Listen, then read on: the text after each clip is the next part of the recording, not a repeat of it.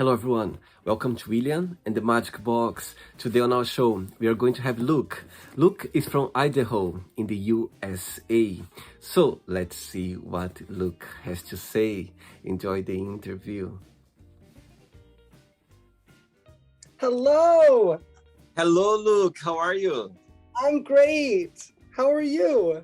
I'm very well, thank you so much for taking the time for the interview on Sunday morning. It's a beautiful Sunday here. It is, really? Yeah. So thank you. Wow. Good, beautiful morning to you. How's the weather? Actually, today, this morning, it was quite sunny, but in London now, it's been on and off. It's been sunny, it's been cloudy, so it's the British weather. Sometimes it's very sunny, sometimes it's very cloudy, let's say. But it's been cool. It's been cool. It's nice to see the sun shine around on Sunday morning. Absolutely.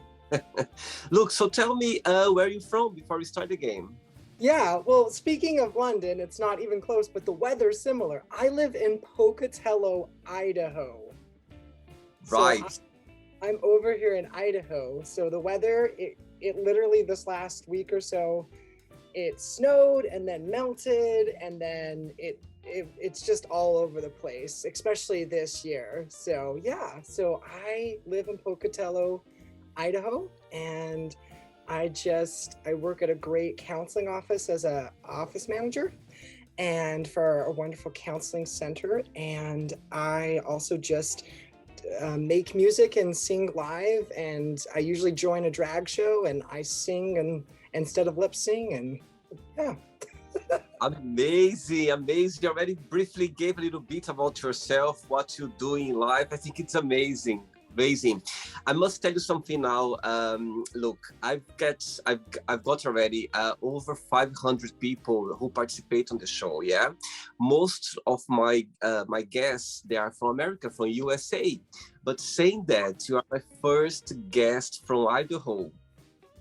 I thought I would be. I watched several of the videos and loved them so much, but I didn't see anyone from my state. So yeah. So saying that, tell me what Idaho stands out compared with other states in the US. Tell me a little bit about your state.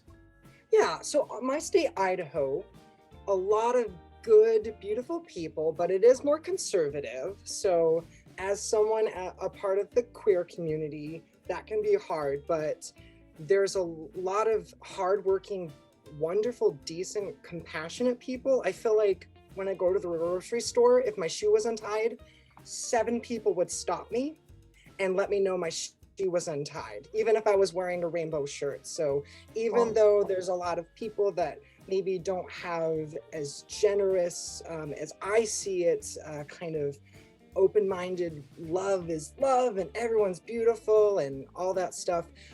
Just really good people, and most of my family lives here. So I moved to Virginia after my undergraduate when I got my degree, and Virginia I also loved because of all the diversity, and I was right by the museums, the DC museums, our nation's museums, and I loved all the diversity. But like, people on the street were not very nice, but they can't be. You have somewhere to go, and there's a lot of people just walking the street that you can't say hi to everyone.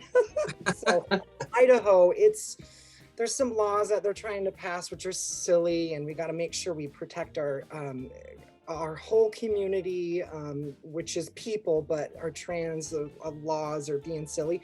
But besides that, because I'm with my family and my loved ones and my 2 puppies, it's a really good place. And it's just we're just still moving, and we are more and more people are just learning to just love and accept people. So that's how I feel about Idaho. And they have really good fries. And there's this particular French fry in my air fryer, and it's called like the Idaho brand or something, and they're extra crispy. So our name are potatoes. I don't know if you ever heard that the potatoes is where it's at in Idaho.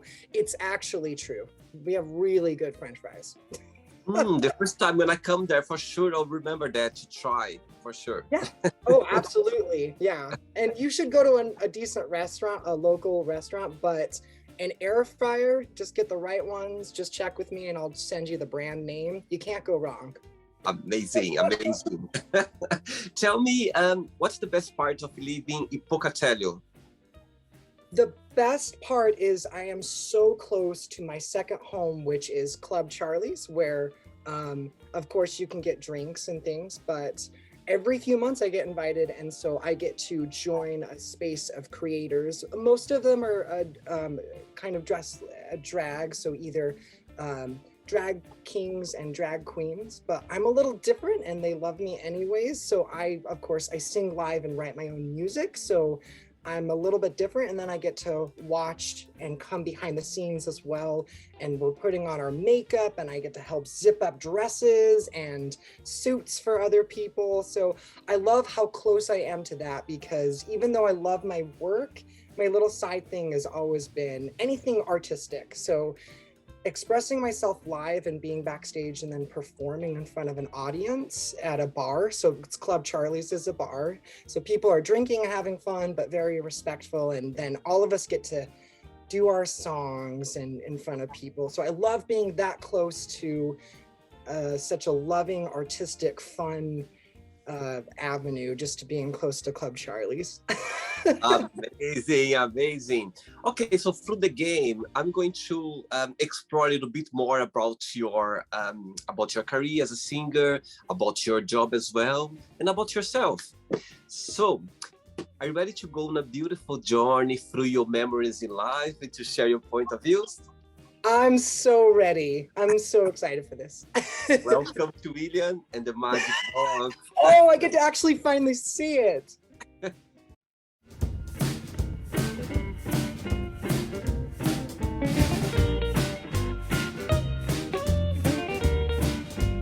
So I've got here a lovely box full of random fun questions, okay? So I'm just gonna play a song now just for us to move a little bit before the first question, okay? Let's do it. Wow, I can see you like dancing, amazing. Perfect. Okay, look, so just before we start the game, so through the journey, if there is a question that you don't want to talk about for some reason, you don't want to answer, I always can change, okay? It's all very friendly. Perfect, thank you. First question for you is, what do you consider most romantic? Most romantic. Oh, wow, that's such a good question. Honestly, over the years, I feel like someone giving long-term focused attention. And so my answer 5 years ago would be very different, but I've just learned that I have a really good group of friends and a loved one, and there's nothing like having them in my life for a long time. So even though it seems like I'm trying to just say an adult answer, it truly is just having that long thing. So that superficially, I just think someone shirtless with a hairy chest is the most romantic. So, I love hair. I love hairy chests. Everyone's beautiful, but if we're going superficially romantic, just have your chest exposed and have a lot of hair, and tattoos as well, and tattoos. Hairy, tattooed, chested person. And do you consider yourself to be a romantic person? You know what? I honestly think I am, but I don't. I think I am maybe a sexual person, but I don't think I'm romantic, and I want to be. Good one. I wish I was. I pretend to be. Next question, let's do it. Next question for you is, what is the best gift have you ever received and from whom? Oh, I can show you really quick. My best gift is this piano that's sitting on the other side. I don't know if it's hard to see because it's covered with things, but it's that big brown thing. And it's just gorgeous. And so the love of my life gave that to me instead of an engagement ring. So he didn't have the money, and we still don't, to buy each other rings. And that's not really our thing, even though I love Lord of the Rings. I love jewelry, but we just don't have any. And he couldn't, but he says, how about a piano? And his family had a piano, and he gave it to me, and we held each other in our arms. So that is the Oh, greatest physical gift I got. The overall gift is my mother. She gave me life, and she gives me life every day. So amazing. And so you've been engaged then, you're engaged.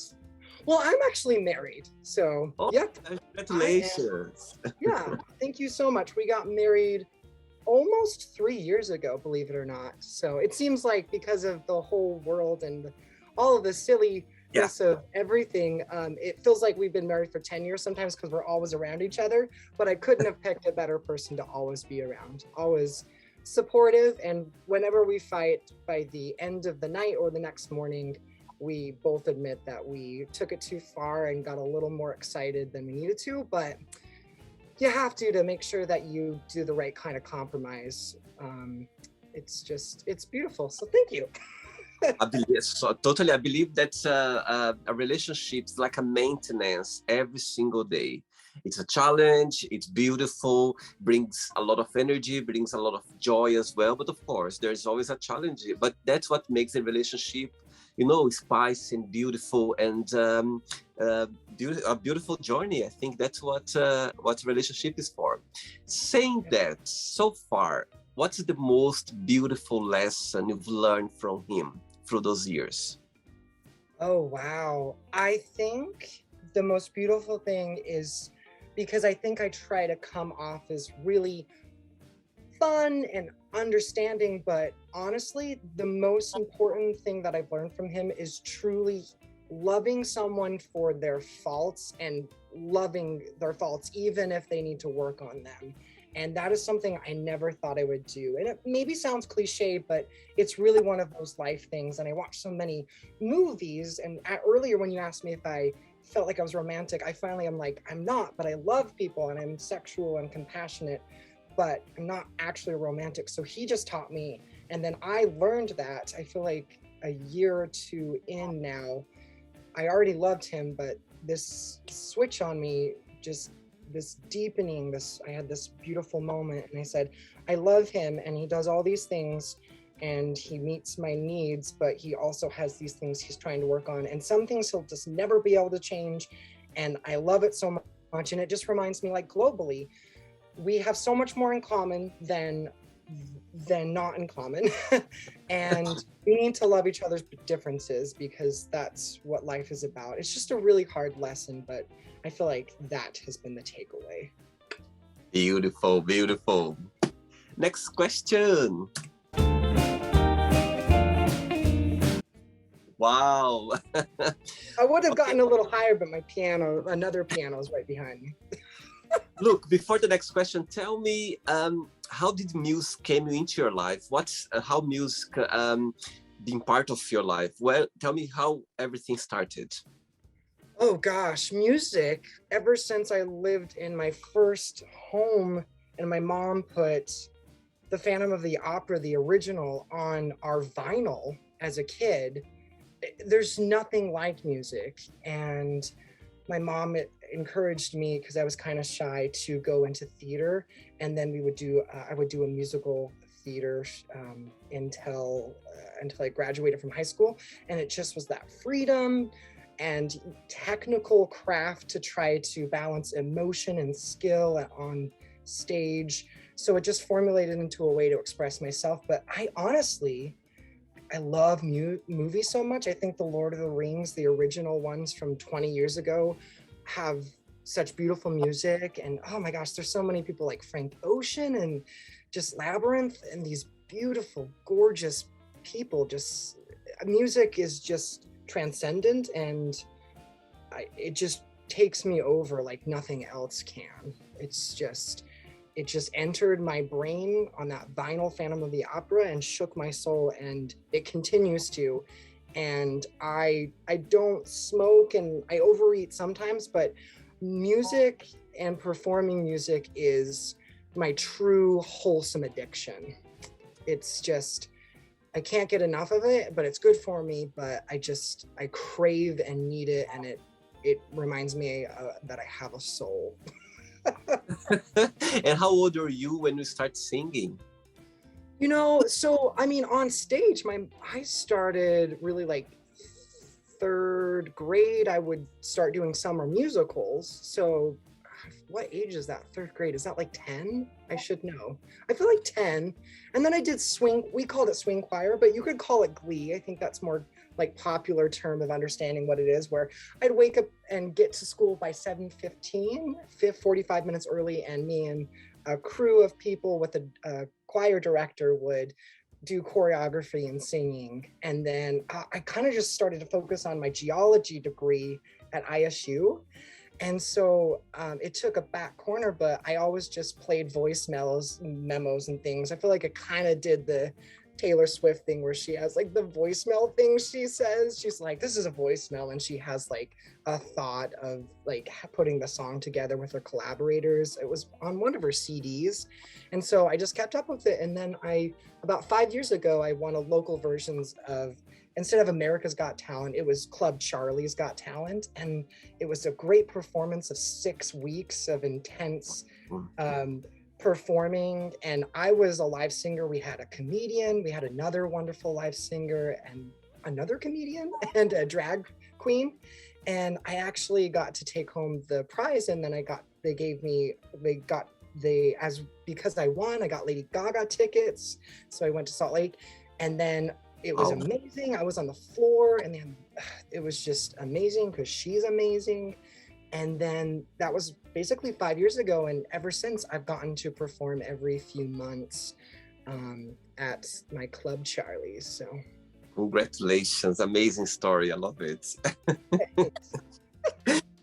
Right. Next question for you is, share with us a crazy story that happened to you when you were at school.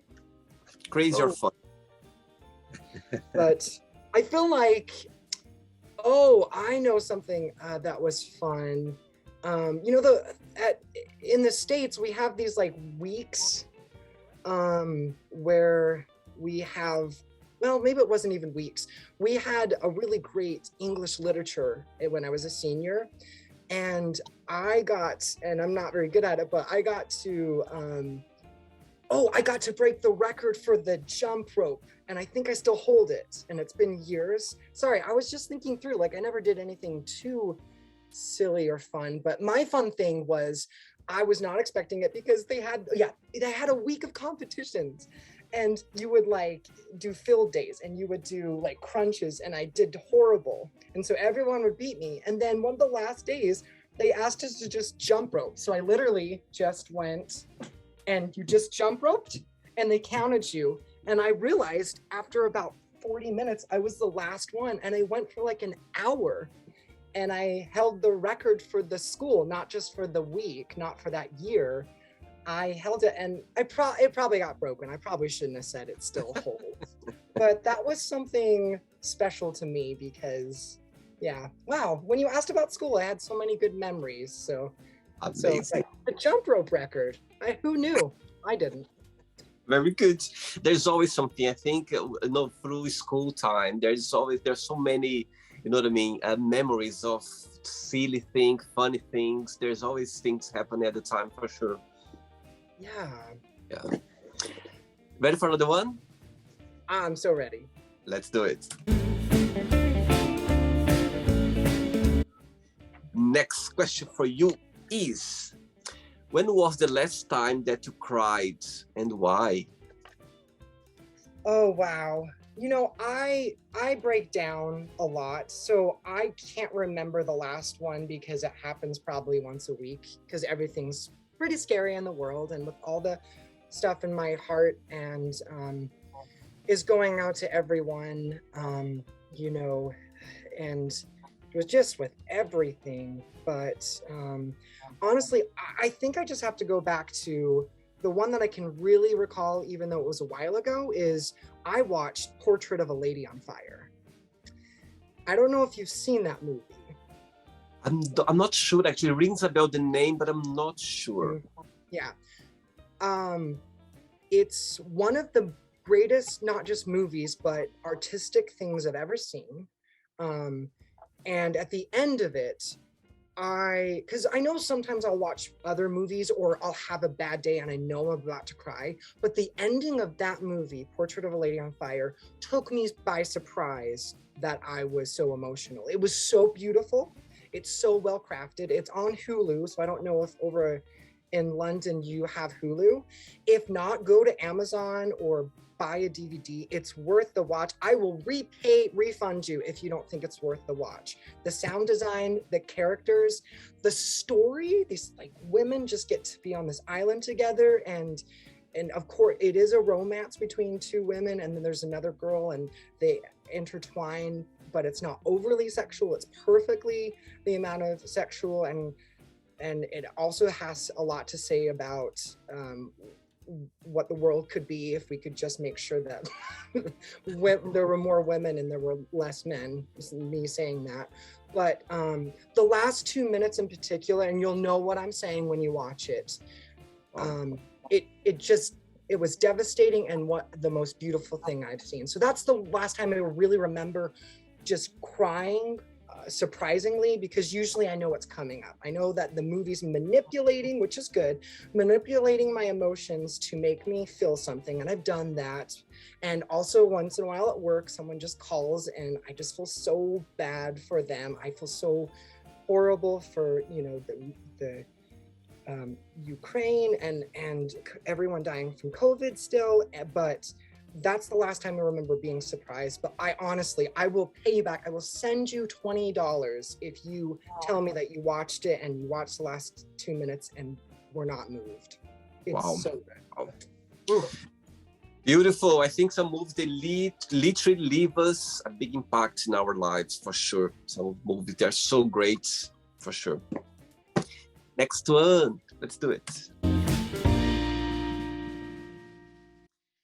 Before the next one, tell me, what do you like the most about your job and what's the most challenging part? The best thing I like about my job is my coworkers. I get to work with the funniest, loving people. I stepped away from a very demanding job at a college, and these people in my new job, even though I miss my old coworkers, they remind me to take breaks. They remind me to leave early on Fridays because I can.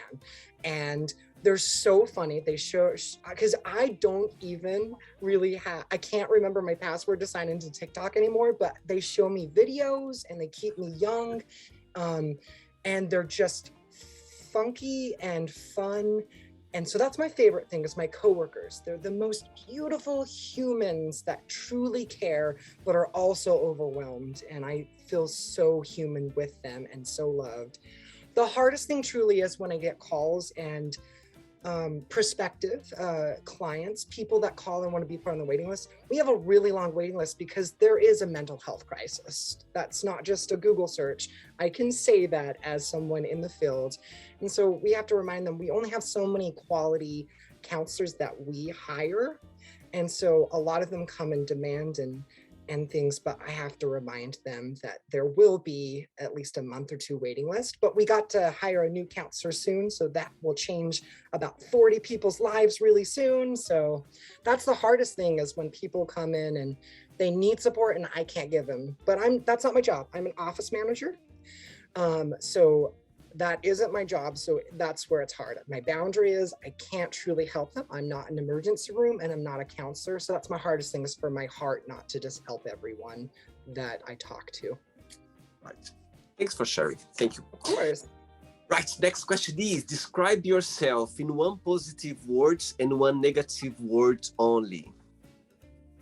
So is it the same word for both or one for? No, one for positive one and one for negative one, a different one. You got it. I would say my positive one is the word positive. I feel like even after a series of bad days, I can always feel good. And I feel like my mom trained me to do that. Okay, this was really difficult, but just get back on stride and you'll be fine. So positive is my positive word. And then my negative is sensitive. Although it's part of what makes me beautiful and I feel like artistic, I am really sensitive. So even if somebody is just trying to tell me, like my spouse is just trying to be like, hey, can you stop eating a cup of peanut butter with a spoon and then putting the dirty peanut butter spoon in the sink, and that film is just there? Can you wipe it off? That hurts me. I feel like he attacked me. And that gets back to everything else we talked about earlier, where he's totally right. He's my spouse and we need to compromise, because that's not fair for me to put the dishes and make that really messy thing. But I am so sensitive. I'm this little sponge. And so anything you say, but after a day or two, my positive thing, which is positivity, will come through. But on the spot, I might react and look really sad or feel like I disappointed someone, where I didn't disappoint my spouse for the peanut butter spoon. I just need to adult up and wipe it off. But I'm always sensitive, and I just always internalize it. So just being too sensitive is my negative. Once I read somewhere, or I heard somewhere, somebody saying that the most sensitive people, they are the strongest people as well. Do you believe that? I do. I truly do. And this is where I just love movies so much. But characters like Chiron from Moonlight, as well as Silence of the Lambs, which I just rewatched. I think Jodie Foster, Starling's character, I think at the end of the day, she's the one that takes down the big bad, the killer of women, and she's so scared, and it's because of it. And in an earlier scene, the person at her where she's training at the FBI is like, you didn't watch your corner, so now you're dead in the training exercise. But she comes out, and I think it's because of her vulnerability. I really think that has to do it. And I think that gets back to, I think some of our leaders, even though they're charismatic and say things we like, I don't think we get enough of that, where I felt like Obama had some vulnerability, even though he was very articulate and strong.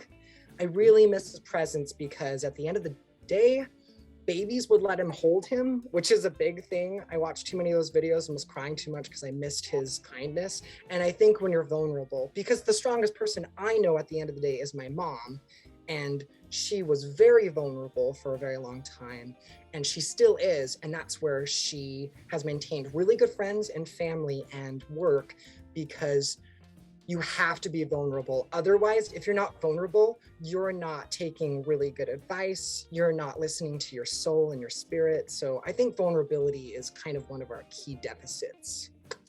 Wow, powerful. What you just said, beautiful.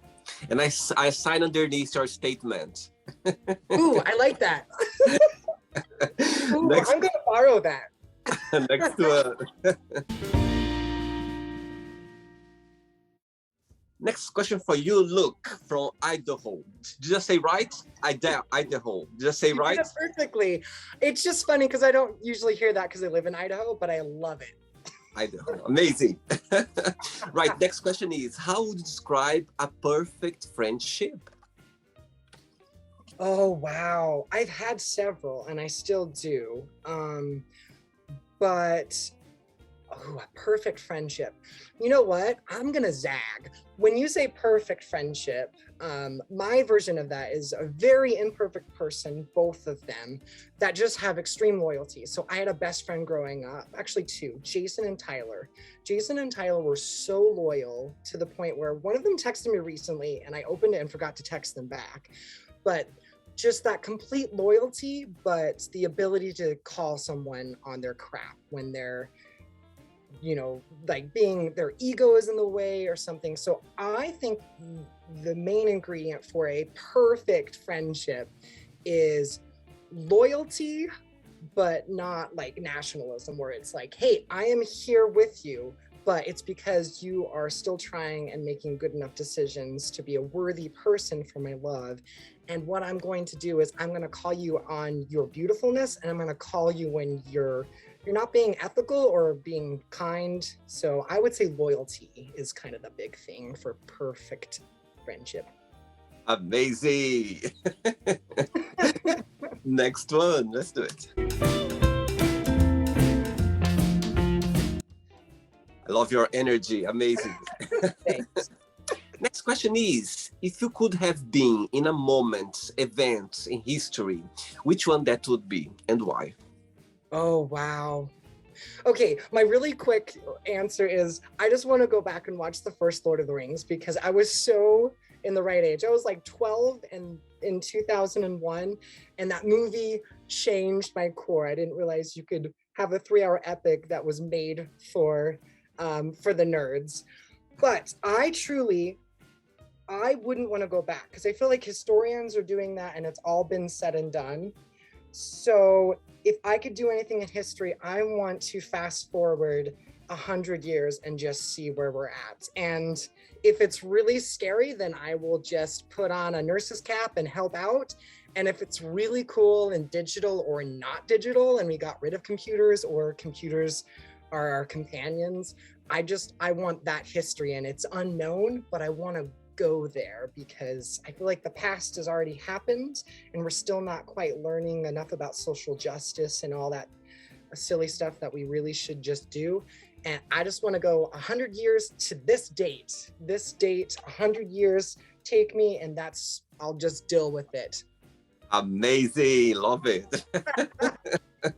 Look, I have 3 questions left for you. Let's do it.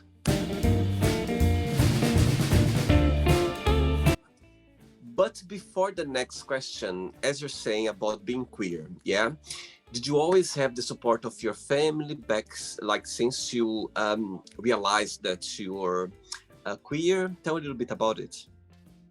Yes, yeah, mostly. So mostly yes, because when I graduated high school, when I graduated high school and realized since I was young, most of my attractions were towards men, I thought my family, even though my mom's the most loving, open-minded person ever, and she raised us with great love for every religion and way of thinking, I was convinced that my family, because of our religious background, they were LDS, they were going to disown me or not want to interact with me. So I stopped checking my phone when I left for college. I had an internship in the summer. And my mom finally tracked me down and we went into her car and she told me that she was getting a divorce, which is what we wanted because my dad was verbally abusive and disrespectful. He's a very good person now and he always was, but he never worked on that enough to be worthy of her love. And then I came out to her and we just hugged each other and we both had these things that in a stereotypic LDS religious experience, getting divorced is allowed, but it's not great because family, your first, is forever, but it is, that's true. It's just different than what sometimes religion wants it to look like. My mom's remarried and everything now, and then of course my being gay, being queer, that just is not allowed to be expressed in my religion. So we hugged each other and we just knew. And then I came out to my sister, she was great. My dad was surprisingly good about it. I was worried about him, but and we had a little thing where my, because my spouse got me a piano, but he wanted all the grandkids to like have a little sign like saying, "Will you marry me, Luke?" And one of my siblings didn't want to participate. So we've had to work on and massage that out. But I would say 95% of my experience, I've been highly supported. And that is truly now a responsibility where I need to make sure I'm there for others, because sometimes when I tell my story, I hear other people's and there's just countless stories of, oh, wow, like the person who gave you life and loves you just decided not to want to be around you just because of something that's really arbitrary at the end of the day. Just being good and laughing and loving any person healthfully as an adult is what needs to happen. So, yeah. Thanks for sharing. Thank you. Right. Next question is, what made you laugh last time? Something that stuck to your head. Said, my God, that was really funny. Oh, wow. I love to laugh. I get too serious too. That's where, again, getting back to it, I wish I was romantic and I wish I was playful, but I'm not. I have to be forced into being playful. Wow. Interesting, because you come across very cheered up person, very funny and full of energy. And I usually am, but it's different. Being happy and being playful are different. And I learned I have the difference, but you're right. I come off that way. So, and I'm forced into it. And once I am, like I woke up this morning, I was really ornery, and then ran with my dogs, and then I was fine. I can't wake up playful, and I feel like that's how you're playful. It's like grace. You don't fall into grace. That is not graceful. I see. Yeah. So, oh my gosh, there's so many things, but gosh, I feel like it's just because it's so much of what I do because we're still trying to be really safe. So there is a TV show on HBO Max. It's one of the best TV shows I've ever seen because it doesn't care about ratings. It cares about the story, and it doesn't care about staying chronological. It is called Station 11. And the last episode 7, you got to watch them all to get the story. But there's this gorgeous post-pandemic thing where there's these characters, and they start doing this rap. There's this girl and two men of color that are doing this rap, and it made me laugh beyond. And it was beyond just like, oh, this is clever. It was, but it had so much joy. And that's another thing. Portrait of a Lady on Fire is the movie to watch, and I'll refund you if you don't like it. And then Station 11, I will refund your HBO Max for a whole month if you don't think that this episode 7, I think it's 7, but you'll know what I'm talking about. The cute little talented girl and the two men of color doing their quarantine and doing the rap. If that doesn't make me laugh harder than anything, but also like joyful. It reminds me of when I used to be at home and my siblings and my mom would stay up late and we'd tell each other stories, and it was that joyful, jubilant laugh. And it's not just like a snide, sarcastic thing, which I also love. I love biting satirical things, but it's so brilliant. So that made me laugh so hard. The other answer just in life is my 4-month-old golden retriever is hilarious. She's so excited and she jumps and she makes me laugh. But when she took her first bath recently, her hair gets kind of like little waves, and I didn't realize that. And then she likes to roll around in the snow on her walks when she gets bored of walking with me, and she just wriggles. And it's those pure joys of human expression and animal creature expression that I'm just like, thank you for being so different than me and not being worried about the weight of the world. Thank you for doing something else that just makes me laugh. So puppies and people rapping in good television. Amazing. So I'm gonna ask you to answer the next question in a rap way. I'm joking. I am not good at rapping. I try. 2 questions left. Let's do it. But before the next question, tell me, playing piano, yeah, I can see how much you love playing piano. And what's, in your opinion, when you started out, what was the most difficult thing to learn, the beginning that you found, you know what I mean, your personal career as playing piano? And what's the biggest joy of it? What when you're playing, what's your soul or your mind goes away? Tell me a little bit about the experience. Yeah, you got it. So the first part is, the most difficult thing for me is I had years of piano and I didn't always practice the way I should have, but it's because I tried so hard initially and I just couldn't get the exact rhythms right. And I could never sight read very good. So my thing is, the hardest thing to overcome about starting music is realizing that it's more important to have the right feeling and enough desire to be technical enough, but to realize that some people with a lot of hard work but also talent will be exceptional pianists and will do it actually professionally. And I don't think that was ever in my cards, and I wanted it to be, where because I sing and I have I feel like I have some charisma on stage and people do it. Because I know when I record myself, I'm just not there yet. I want a new mic, but I'm just not the best singer. I'm not the best pianist. I put some chords together and some layers of sound and make it from scratch or with GarageBand's help. And I make this stuff and put it together so I can do that coordination of music.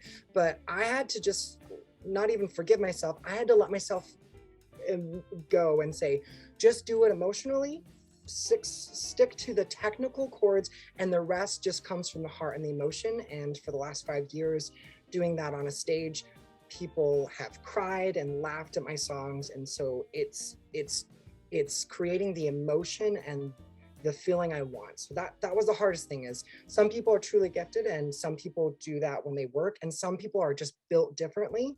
And I was just never going to be a completely technical performer. That's where everything else, and I just feel like I have to think of like Will Smith. He's great at everything, but his charisma and his hard work gets him where he wants to be. But he always says he's the most hardworking person, and I am, but it's getting to those emotional depths and practicing enough technical skills. So he's kind of a go-to person because he's just all around gorgeous and talented, but he just said he works so hard, and I do too, but it's more about getting the right emotion and being honest than feeling like I'd have to quit my job to be the best piano person. What was the last part? The way you were talking about it. What do you enjoy the most when you are playing? What is the most like joy that you have? You get it from the action of playing piano? Yeah, I just love every part of crafting. I love figuring out the melody, because usually I think of like when I think of a song, so it's like, damn good cologne, I'm so tired of always being alone. So like that will come in the shower. That's the chorus.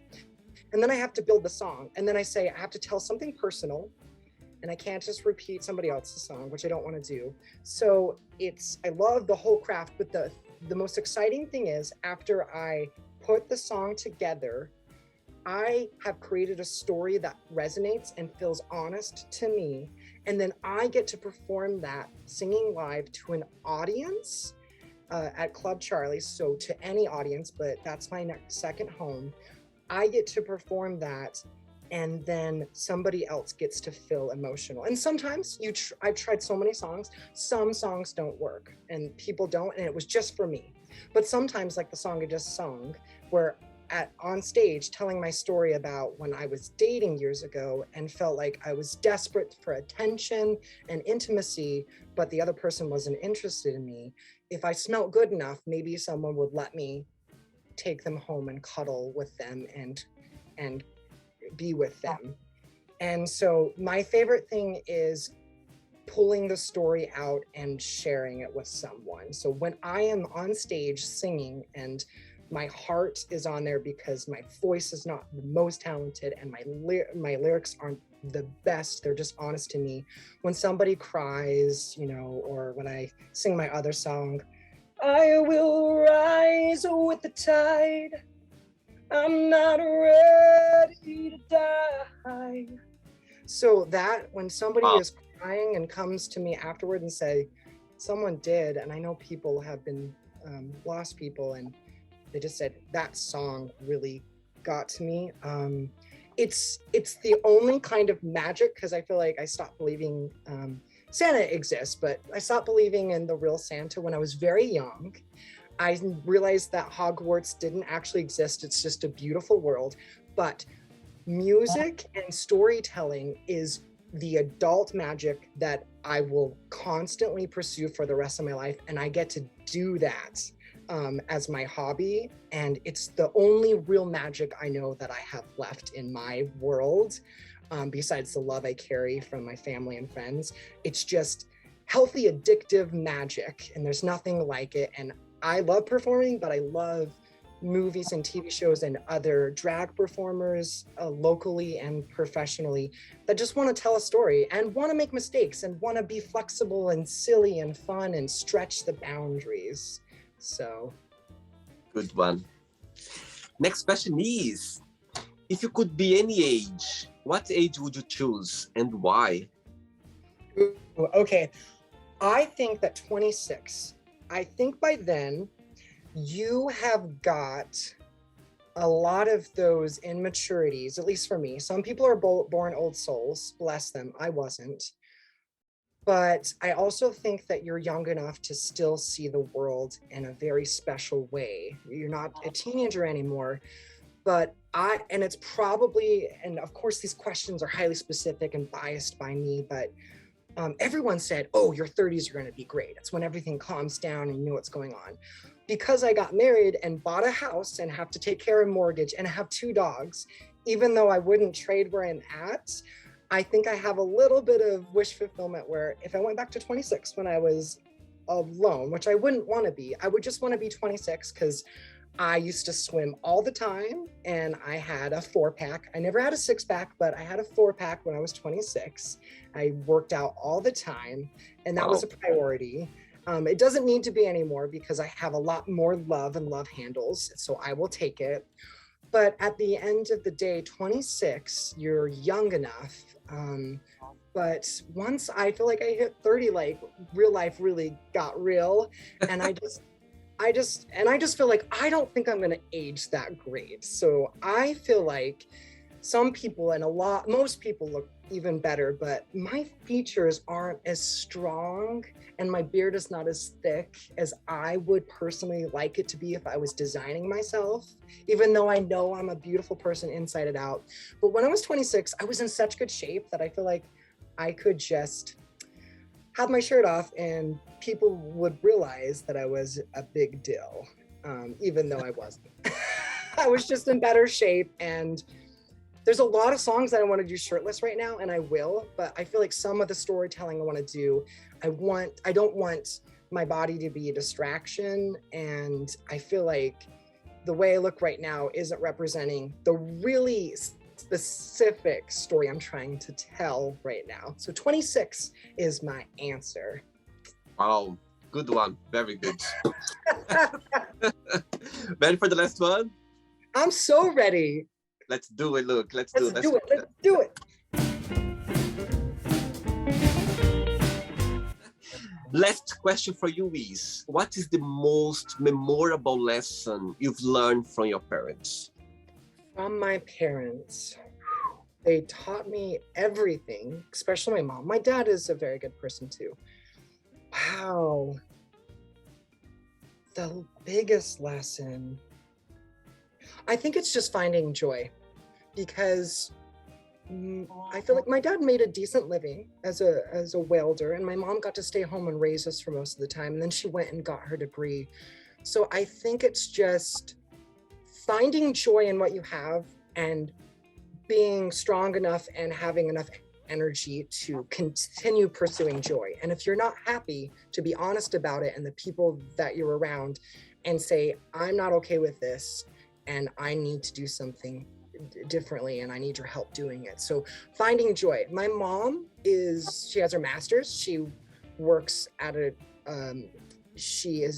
works at a college at an honors program. So she's highly intelligent, but she likes to just help people deep clean. Like my siblings, because they have kids. I don't have kids yet, if ever, but if that comes to mind, that's great.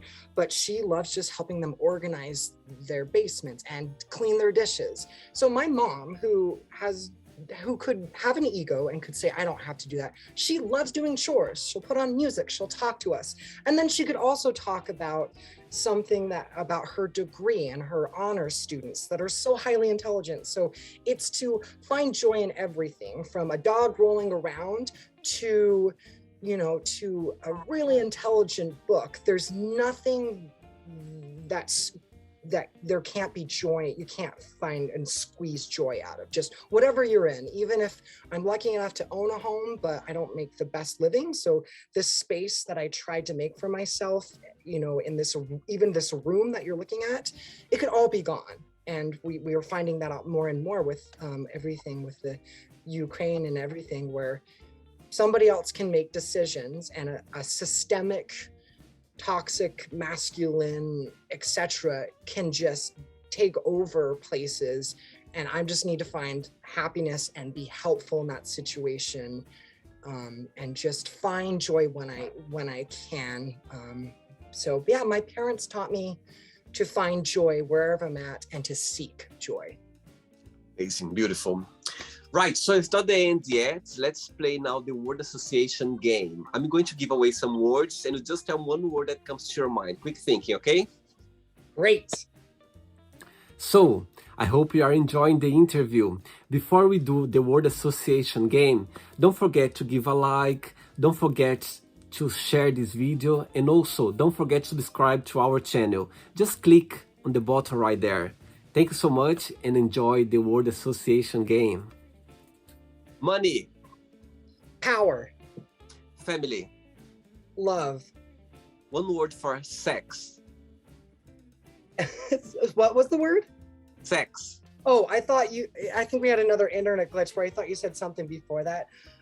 When you said sex, the first thing I thought of was condom. Okay. One word for love. Love, friendship. Life. Life, spirit. Politics. Politics, boring. Religion. Outdated. Fear. Fear, good. Friendship. Friendship, let's see. When you said friendship, I thought of, shoot, why can't, I literally am going blank because I guess, can I cheat? Because when you said friendship, I thought the Fellowship of the Rings, the Lord of the Rings. Of course. Is that cheating? Okay. Anything would come to your mind. That's what I matters. forgot with the videos if it was only one word. I'm just gonna have fun with it. I guess I'll just blurt out phrases. Amazing. One word for desire. Desire, sex. Regrets. None. Success. There was this new word I learned, but when you success, I just thought a waste of time. Okay. I don't know why. Wish. Wish. When you say wish, I think of the app you can order things on. How about happiness? Happiness. When you say happiness, I think penis because it kind of rhymes with it. One word for music. Music, everything. One word for pianist. Pianist. When you say that, I think of fortissimo, which is kind of like, yeah, piano is playing, but fortissimo is very loud playing. So. One word for Pocatello. Pocatello? I don't know why, because you started saying the word Pocatello, so I thought of Pokemon.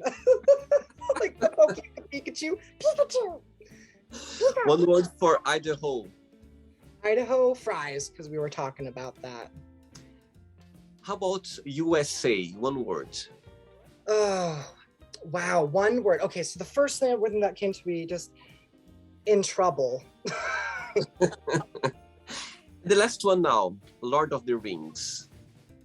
When I say that, I think of Ian McKellen, Gandalf, the actor. That is one of the best screen performances. He was robbed of his Oscar. I watched this video. I love watching analysis of movies, and they talk about how Ian McKellen acts with his eyes, and he does. And honestly, besides my spouse and my puppies and my mom, oh shoot, I'm gonna cheat, and some of my friends, Gandalf, maybe even McKellen, because he's great, but Gandalf is the person I would want to spend my life with. He's funny at the beginning and he's very serious, and it's just great. Amazing.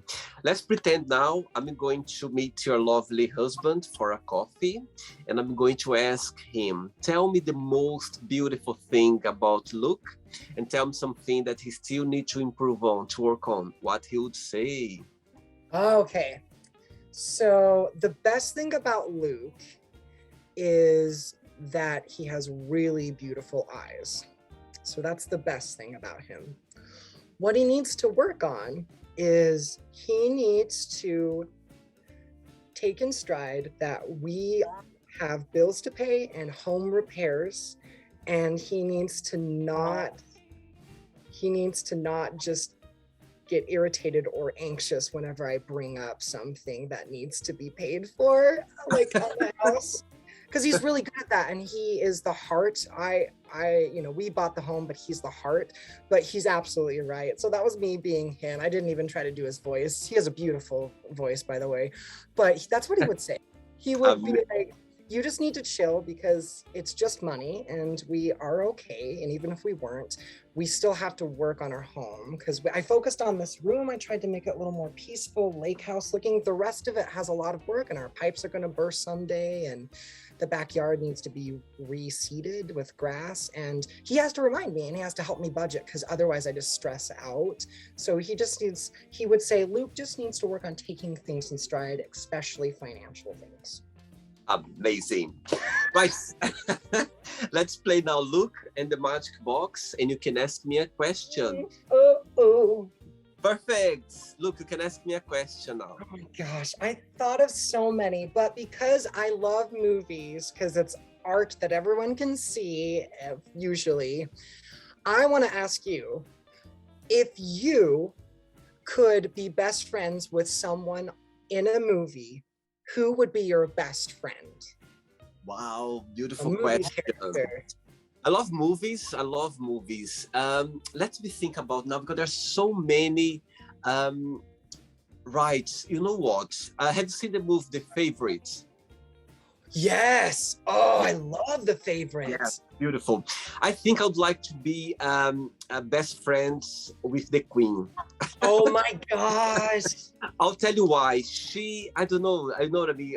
I just love the movie as well. And watching the movie, she was full of drama. At the same time as well, she was funny, and she got this character that was quite interesting to watch it. And I remember watching the movie. I watched 2 or 3 times actually, and I just felt like, oh my God, imagine live with her like every single day, just to, to laugh, to have the drama and to understand what was going on there in her mind. So yes, I think I would choose her for sure. That is such a great answer. Oh my gosh. I think, but I could tell you so many because I love movies. Like you, I love movies. I think movies is like a therapy for me. When I'm watching a movie, I forget about everything about the world. I forget what's going on in my life. And so yeah, the first thing in my mind was The Favorite, the Queen, The Favorite. I think it was amazing. That pick is going to stay with my heart forever. I'm so glad you shared that. Did you like the movie? It's amazing, isn't it? The movie.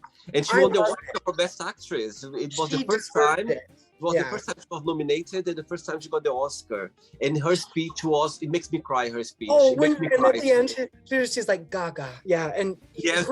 Right, her speech is fantastic. Have you seen Fleabag, this TV series Fleabag? No, I haven't. No? Oh my gosh, that's the other thing. I will give you $40 if you don't like it. Watch both seasons. She's in it and she's a stepmom and she's horrible and great. Fleabag is the other TV show besides Station 11. You just gotta watch it. Yeah. She's in it and she's the best stepmom because it's got some tones from the Queen too, but it's a different character. Amazing. Oh, Olivia. Oh, you're right. Her Oscar speech. I'm going to watch that later today. Yeah. Oh my God. I watched the other day, this week actually, and I watched like 2 or 3 times in a row because it's just emotional. She was expecting and she was so real. And she, what I mean? She said I was a cleaner and now I'm here. It's beautiful. It's beautiful. Like the speech was emotional, was funny, and it was hilarious. And I just watched so many times and I always cry when I watch it because it's very powerful. Oh, wow. Yeah. This is such a good time to talk about it because the Oscars are. I know. I know. Oh, so yeah. Did you have a good time? Did you enjoy the interview? Oh my gosh! Seriously, this besides, I'm trying to think of a few other things that gave me this much joy in the last year. This was. You're such a beautiful, loving person, and for you to make time to do this. Oh, thank you so much. I think I'm grateful for people to make their time because nowadays we are so busy with our lives. And when someone gives their time to us, I feel privileged because, we are so busy all the time. So thank you so much for taking the time. Thanks for being kind and sweet on Sunday morning for the interview. Thank you very much. I appreciate that. It's a pleasure. Awesome. Thanks for being my first guest of Idaho. Thank you. Yes. Well, actually, I'm gonna share something with you. Before we start the interview, and I actually put on Google the name to the pronunciation, because I said, oh my God, I need to work a little bit on it, because I didn't know how to say it. I was like, okay, let's work a little bit. You did a perfect job. You pronounced it great, and I'm glad that you were trying to be good, because names matter, and when you don't know, you asked. So absolutely. You are very respectful. It's okay if you would have mispronounced it, but you didn't actually. I would have corrected you. So thank you. And I would appreciate you correct, because I like when people correct me, because that's the way you learn. That's the way you know what I mean? That's the way. But before you go, Luke, if you can just share a positive message or a positive quote, something that inspires in life. Yeah, so I hope this is positive. I was thinking about it. Can I cheat and give two? Am I okay? You can. Okay. You can. Okay. So because I brought Lord of the Rings up, because you got to understand, it was so formative as a 12 or 13-year-old to watch cinema like that, where there was magic and acting and crafts, and it felt like nerds and geeks were allowed to like this outside of Harry Potter, which is a little kiddish, which is great. And it's also, there's a beautiful space, and I love Harry Potter. When I first watched The Lord of the Rings, I was like, oh, it's going to be a Harry Potter knockoff.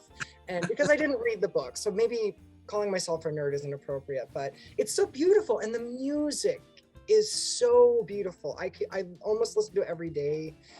Anyways, getting back to it. I tried to memorize this, but I didn't want to like be distracted, so I might not say this all. But so the first one is from Lord of the Rings: The Fellowship, when they're in the Mines of Moria, and Frodo's like, "I wish this had never happened. I wish the ring had never come." And then Gandalf says, "So do all who say, so do all who face such times, but all that we can do is decide what we can do with the time we're given."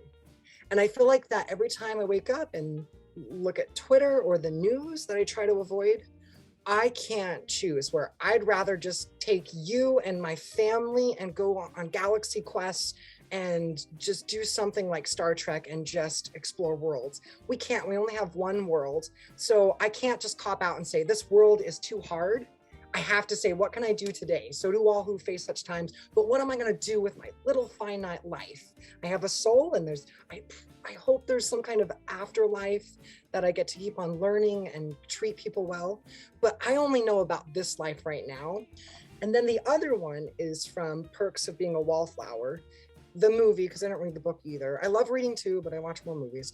And it says, we accept the love we think we deserve.